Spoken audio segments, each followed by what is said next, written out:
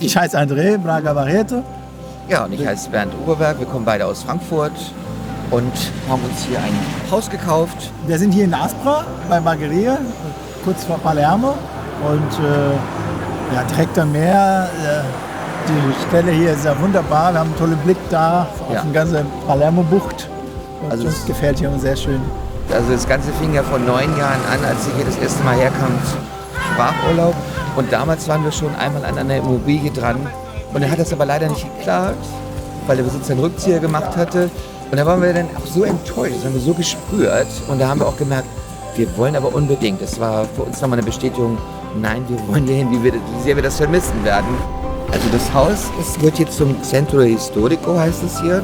Das ist ein altes, ich sag mal, Fischerhaus. Ne? Da war eine Familie, die vom Fischfang gelebt haben.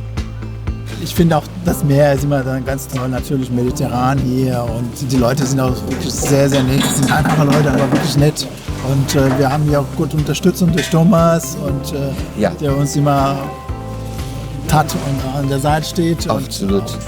Wir wurden von Anfang an super betreut und begleitet hier mit dem Kauf, als wir das gesehen haben, das Angebot bei ihm im Programm.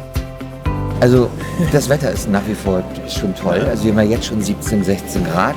Sonne, satt, das ist wirklich etwas, worauf man sich in Sizilien wirklich verlassen kann. Das ist einfach toll.